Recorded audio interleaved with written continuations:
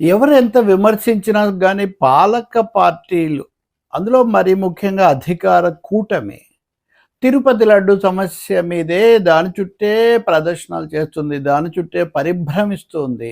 Budget పెట్టారు. బడ్జెట్‌లో ఆంధ్రప్రదేశ్‌కు రావాల్సింది వచ్చిందా లేదా? రావాల్సినవి ఎన్ని రాలేదు. ఓ ప్రత్యేక హోదా, ఒక అమరావతికి నిధులు, పోలవరం ఇలాంటి అంశాల మీద ఏం లేదు. లడ్డు, లడ్డు, లడ్డు, నెయ్యి. ఇది కూడా ఎప్పుడు అంతకుముందు జరిగిందాన్ని. ఎప్పుడు జరిగింది? ఎక్కడ దొరికింది? ఏం చేశారు? దీని మీద సిబిఐ ఛార్జ్ షీట్ సమర్పించేప్పుడు ఎందుకు సాగదీస్తున్నారు? దీని మీద తీవ్రమైన నిరసన వస్తుంది అంతకంతకు కూడా. ఇదంతా కూడా పోనీ అవినీతి అంటే కాదు, మతాన్ని దెబ్బతీయడానికి కుట్ర అని. అదొక్కటి. దానికి ఏం ఆధారం ఉంది? లేదంటే నిందితులుగా పేర్కొన్న 36 మందిలో అందరు హిందూ మతస్థులే. వాళ్ళు చేశారని పైన రాజకీయ నాయకులు చెప్తున్న వాళ్ళు కూడా వాళ్ళ మీద ఎవరి మీద ఏం పెట్టిందేం లేదు. కాబట్టి ఈ అన్ని వేరే మతం వాళ్ళు దెబ్బతీయటానికి చేశారు అని చెప్పడం, అప్పుడు ఇంత కష్టపడడం ఎందుకు? దెబ్బతీయడానికి ఇంకా చాలా పద్ధతులు ఉంటాయి కదా. కాబట్టి ఇదేదో మత కోణం మళ్ళించడం అట్లా ఉంచి, ఈరోజు ఒక చిన్న పత్రిక, ఇది మన సర్కార్ అనే వస్తుంటుంది, ఆన్లైన్లో ఎక్కువగా ఉంటుంది. వీళ్ళు దీని మీద మరి వీళ్ళకి సమాచారం వచ్చి ఉండవచ్చు. వాళ్ళు ఒక పెద్ద స్టోరీ ఇచ్చారు, కల్తీనా కుట్ర అన్నది. ఇప్పుడు వాళ్ళు కుట్ర పన్నారని వీళ్ళు చెప్తుంటే వీళ్ళే కుట్ర పన్నారు. ఎందుకంటే అసలు ఇది దొరికింది, పట్టుబడిందే వీళ్ళ అధికారంలోకి వచ్చిన తర్వాత కదా. తెలుగుదేశం కూటమి అధికారంలోకి వచ్చిన తర్వాతనే కొత్త ఈఓనే ఈ విషయం బయటపెట్టారు. కాబట్టి పట్టుబడింది, వెనక్కు పంపింది కూడా కూటమి వచ్చిన తర్వాతనే. అటువంటి అప్పుడు ఈ సాక్ష్యాధారాలు, పరిశీలన, శాంపిల్స్ అన్నీ కూడా కూటమి వచ్చిన తర్వాతవే కదా.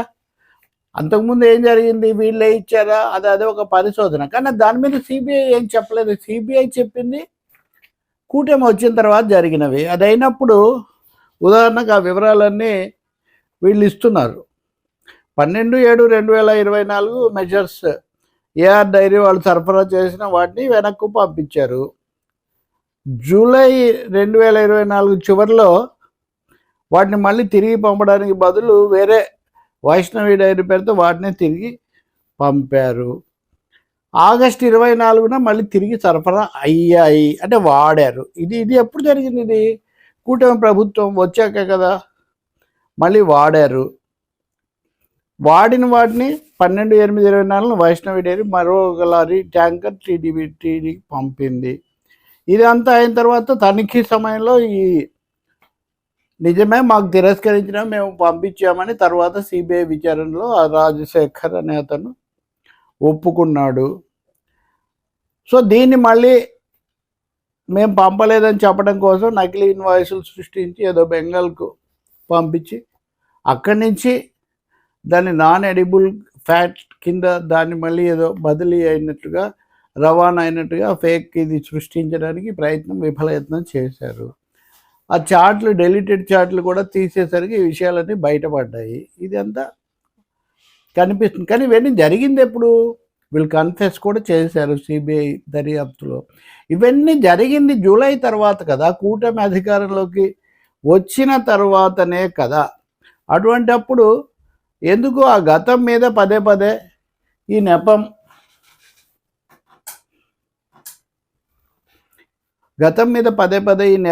ఎందుకు పెడుతున్నారు అన్నది ఇక్కడ చూపిస్తున్నటువంటి విషయం. ఈ 4 ట్యాంకర్లు ఒక చోట దాచిపెట్టారు, మళ్ళీ ఆ దాచిపెట్టినవి తీసుకొచ్చారు. వీటన్నిటి సాక్ష్యాధారాలు సిబిఐ సేకరించింది. కానీ ఈ సాక్ష్యాధారాలన్నీ ఆగస్టు సెప్టెంబర్ కాలానికి సంబంధించినవే. శాంపిల్స్ కూడా 2024 జూలై తర్వాతవే. అంతకుముందు శాంపిల్స్ మా దగ్గర ఏం లేవు అని కూడా సిబిఐ చెప్పింది. అంతకుముందు కాలానికి సంబంధించి కూడా వాళ్ళేమీ ఆధారాలు ఏం సేకరించలేదు. బహుశా దీన్ని బట్టి అప్పుడు జరిగి ఉండాలి అని ఒక నిర్ధారణ. అంటే ఇక్కడ స్పష్టంగా ఇప్పుడున్న సిబిఐ ఛార్జ్ షీట్ ప్రకారం 2024 జూలైలో వెనక్కు పంపిన, మళ్ళీ తిరిగి వచ్చిన, వాడిన ఈ శాంపిల్స్ ఇవన్నీ కూటమి అధికారంలోకి వచ్చిన తర్వాతనే కదా. అటువంటి అప్పుడు గతంలో జరిగింది అని, దానికి అదే కారణమని, దానికి మతం కారణమని దీన్ని ఇలా పెంచుకుంటూ పోవటం ఏంటి అన్నది ఈ కథనంలో ప్రశ్న. నేనైతే అవినీతి లేదని ఎప్పుడు చెప్పను. అవినీతి కొండ మీద ప్రక్షాళన జరగాలని ఎప్పుడు చెప్తూనే ఉన్నా, జరుగుతూనే వాళ్ళున్నా వీళ్ళున్నా ఒకరినొకరు అనుకుంటూ ఉంటారు. కానీ ఇక్కడ ప్రత్యేకించి మతం కూడా తీసుకొని వచ్చి మతాన్ని చేయడానికి వెంకటేశ్వర స్వామిని దెబ్బతీయడానికి కుట్ర పన్నారు అనే ఆరోపణ పదే పదే వస్తున్నందువల్ల ఈ ప్రశ్నలు ఎదురవుతున్నాయి. అదే నిజమైతే మొదటి అంశం మీ హయాంలో జరిగిందని మీరు జవాబు చెప్పాలి మొదట. దాని మీద అంత శ్రద్ధ ఉండి స్వామివారి వాళ్ళు బతికి ఇదంతా చేసాము అని ఇవన్నీ చెప్తున్నప్పుడు మొదటి ప్రాధాన్యత దేని మీద ఇచ్చి ఉండాలి? వెనక్కు వెళ్ళిన అవి మళ్ళీ ఆ ట్యాంకర్లు తిరిగి వస్తే వాటిని ఎందుకు అనుమతించారు? అనుమతించడానికి ఎవరు అవకాశం ఇచ్చారు? ఇప్పుడు అనిల్ కుమార్ సింఘాల్ను ఈవోను బదిలీ చేశారు. ఆయన మీరే కదా తెచ్చిపెట్టారు. ఆయన ఉండగానే కదా ఈ మళ్ళీ అనుమతి ఇచ్చి వాటిని కలిపారు. అంటే ఆయనకేం తెలియదు అని మళ్ళీ కథనాలు వీళ్ళే ఇస్తున్నారు. ఇది ఎలా? ఇవన్నీ పొంతన లేని పరస్పరం పొంతన లేని విషయాలు అవుతున్నాయి. మొదటిది ఇంకా చివరిది ఇదంతా కొవ్వు కలిపారు. వాళ్ళ హయాంలో వీళ్ళ హయాంలో అంటే 2024 ముందు కానీ 2024 తర్వాత కానీ జంతువుల కొవ్వు కలిపినట్టు చూపించడానికి ఆధారాలు ఏమీ లేవు. మరీ ముఖ్యంగా పంది కొవ్వు అనేది లేదు అని చాలా స్పష్టంగా చెప్తున్నాయి ఇవి ఈ సాక్ష్యాధార ఇవన్నీ కూడా. ఇన్నిసార్లు చెప్తున్న వాటిని వదిలేసి లేనిది ఉంది ఉంది ఉంది అని నిరూపించడానికి దానికి చేయడానికి ఎందుకు అంత తాపత్రయం? ఇప్పుడు తాజాగా టాయిలెట్లు కడిగే దీన్ని వాడారు. ఇది కొత్తది. దీన్ని అందరూ వాళ్ళకి సంబంధించిన నిపుణులు కూడా వాదిస్తుంటే నాకు చాలా ఆశ్చర్యం వేసింది. అసలు అంతకుముందే బీజేపీ ఆర్ఎస్ఎస్లు కూడా దీన్ని బలపరచలేదు. ఈ రంగరాజన్ ఉన్నాడు. ఈ రంగరాజన్ ఉదాహరణకు వాళ్ళకంటే వాళ్ళతో పాటు గణేష్ ఉత్సవాల్లో కూడా పాల్గొని విదేశీయులందరినీ పంపించేయాలి అని ఇవన్నీ మాట్లాడిన చాలా తీవ్ర స్థాయిలో మాట్లాడిన మత భాషను చేసిన వ్యక్తి. ఈయన కూడా ఆధారాలు లేకుండా ఎందుకు చెప్పారు? కొవ్వు కలిపారని ఇలా చెప్పి అసలు ఇది కుట్ర అని, కొవ్వు కలిపారు అని చెప్పడం హిందూ మతం మీద కుట్ర అని చెప్పే ఒక సెక్షన్ కూడా బీజేపీ ఆర్ఎస్ఎస్లో ఉంది.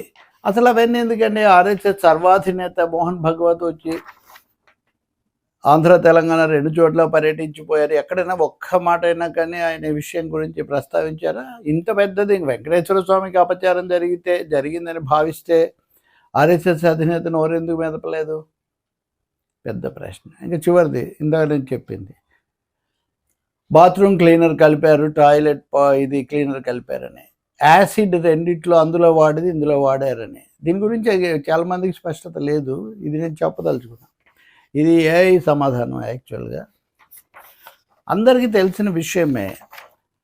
మనము కూల్ డ్రింక్స్లో కానీ ఫుడ్ ఐటమ్స్లో కానీ వాడే యాసిడ్ క్లీనర్స్లో క్లీనింగ్ వీటిలో ఈ సొల్యూషన్స్లో వాడేవి, మన బాత్రూమ్లు టాయిలెట్లు వాడేది యాసిడ్ ఒకటే. దాని డెన్సిటీలో దాని సాంద్రతలో మాత్రమే తేడా ఉంటుంది, ఒక యాసిడ్ కాదు. ఇప్పుడు ఏఐ సమాధానం మనం విందాం. Common acids in toilet cleaners include strong agents like hydraulic acid HCl, sulfuric acid and oxalic acid designed to dissolve mineral deposits, rust and scale. Food grade acids used for preservation and tangy flavor include citric acid, acetic acid అంటే vinegar అన్నమాట, and phosphoric acid. ఇది చాలా ముఖ్యమైనది. Citric acid is often used for both food and in higher concentrations for cleaning. Phosphoric acid commonly found in acidic bathroom cleaners for removing soap, and hard water stains. Ade mali acids in food industry.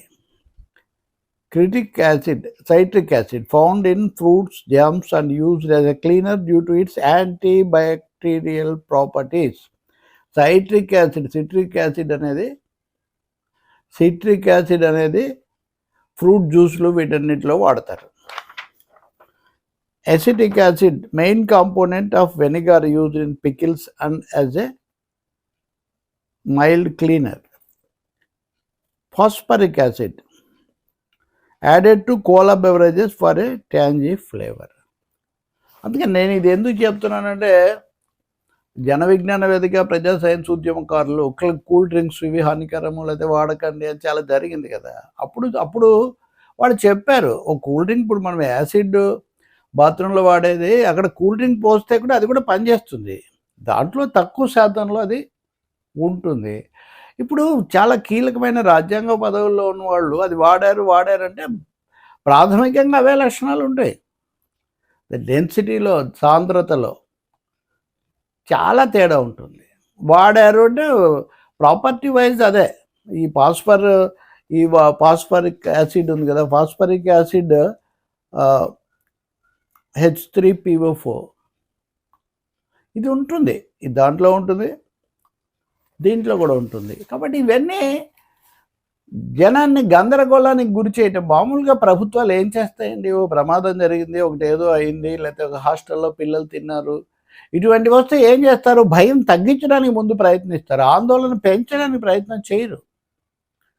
లేదు మన హయాంలో ఏదైనా ఒక తొక్కిసలాట ఏదో జరిగింది, ఒక ప్రమాదం ఏదో జరిగింది అంటే దాన్ని తగ్గించడానికి ప్రయత్నం చేస్తారు కదా. మీరు టీటీడీ కూడా ప్రభుత్వ సంస్థే కదా, అంటే ప్రభుత్వం కాకుండా దానికి స్వతంత్ర ప్రతిపత్తి ఉన్నప్పటికీ ఎంత స్వతంత్ర ప్రతిపత్తి ఉంది. ఇప్పుడు కొత్తగా వచ్చిన చైర్మన్ ఏం మాట్లాడాలన్నా ముఖ్యమంత్రి గారి ఆదేశాల ప్రకారం అని చెప్తున్నారు ఆయన చాలా స్పష్టంగా. మరి దాన్ని ఎందుకు ఓన్ చేసుకోవట్లేదు? మూడవది, లాస్ట్ పాయింట్, ఒక్కవేళ నిజంగా ఫలానా వాళ్ళే చేశారు, ఉదాహరణకు వైవి సుబ్బారెడ్డి చేశాడు, ఇంకొక ఆయన చేశాడు అని మీ దగ్గర చర్యలు తీసుకోండి. ఇప్పటికి దాదాపు 1.5 ఏళ్ళ నుంచి చర్చ జరుగుతుంది, ఏ దశలో కూడా నోటీసులు ఇచ్చి అట్లాంటివి ఏం చేయలేదే. అంటే ప్రెస్ కాన్ఫరెన్స్లు పెడితే, ఫ్లెక్సీలు పెడితే, రోజు స్టోరీస్, డెమాన్స్ట్రేషన్స్ చేస్తే జరుగుతుందా? అంటే ఈ సమస్యను సాగతీయటం అన్నది ఏ విధంగా ఉపయోగం? అది సమాజానికి కానీ, భక్తులకు కానీ, భక్తికి కానీ, ఆధ్యాత్మికతకు కానీ ఏమైనా దోహదం చేస్తుందా? నిజంగా అంత పొరపాటు జరిగితే దేవుడిని నమ్మిన వాళ్ళు దేవుడే చూసుకుంటాడని అనుకుంటారు. సిట్ తప్పు అంటే ఎవరు కోరుకున్నట్టు ఎందుకు జరుగుతుంది? వాళ్ళని అడిగితే వీళ్ళని పెట్టమంటారు, వీళ్ళని అడిగితే వాళ్ళని పెట్టమంటారు.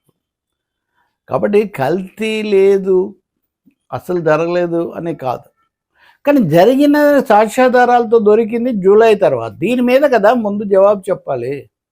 ఎందుకు ఆపలేదు, ఎందుకు మళ్ళీ అనుమతించారు, అసలు అప్పటి వరకు అత్యధిక ప్రాధాన్యత ఇచ్చే టీటీడీ పరిస్థితిని వెంటనే ఎందుకు చేతుల్లోకి తీసుకోలేదు, ఆ తర్వాత నియమించిన 2 ఈఓలను కూడా ఎందుకు మీరు విశ్వసించలేకపోయారు, మార్చేశారు. నేను వ్యక్తిగతంగా కానీ ఎవరిని అనడం లేదు, కానీ దీన్ని ఎడతెగకుండా ఇలా సాగతీయటం వల్ల ఆంధ్రప్రదేశ్ సమస్యలన్నీ హైజాక్ అయిపోయి లడ్డే సర్వస్వంగా మారిపోయి లడ్డు నెయ్యి లడ్డు దీని మీద తిట్టుకుంటూ లేని ఇంత ప్రయత్నం చేసినా కానీ మతతత్వానికి రాష్ట్ర ప్రజలు గురి కాలేదు. అది సంతోషించాలి మనం. అంతర్వేది రథము, రామతీర్థము ఇవన్నీ చెప్పినా కానీ దాన్ని బట్టి ఏమి ఎలక్షన్ వేడిక్ట్, ఎన్నికల తీర్పు వచ్చిందని ఎవరు భావించట్లేదు కదా. ఇప్పుడు కూడా అది ఎందుకు దాన్నే ఒకసారి పనిచేయని ఫార్ములాను పదే వాడితే పని చేస్తుందా? వాస్తవాలు గుర్తించడం చాలా మంచిది. ఇప్పుడు నేను చెప్తున్నా కదా, చూపించా కదా, జూలైలో పట్టుకున్నారు, సెప్టెంబర్లో తిరిగి వచ్చింది శాంపిల్స్ ఈ కాలానికి ముందు ఎక్స్ప్లెనేషన్ చెప్పండి, ఇది ఎందుకు జరిగిందో. ఒకవేళ అంతకుముందు ఎందుకు జరిగింది అనేది మనం తర్వాత చూద్దాం. అంటే మీరు తిరస్కరించింది మళ్ళీ వాళ్ళు వేరే లేబుల్స్తో వస్తే కూడా పట్టుకోలేనంత దురవస్థలో ఎందుకు ఉంది యాజమాన్యం? అంటే దీన్ని బట్టి అక్కడ దళారులు, నేను మురళి ఇంటర్వ్యూ చేసినట్టుగా చర్చించాం కదా మేమిద్దరు, అట్లా మీరు అక్కడ వ్యవస్థ తిష్ట వేస్తున్నారు. వాళ్ళ మీద దృష్టి పెట్టాను, కానీ దాన్ని రాజకీయ వైసీపీ, టీడీపీ, హిందూ, క్రైస్తవ దానిలాగా చేయటం వల్ల, సాగతీయటం వల్ల ఏమీ ఉపయోగం లేదు.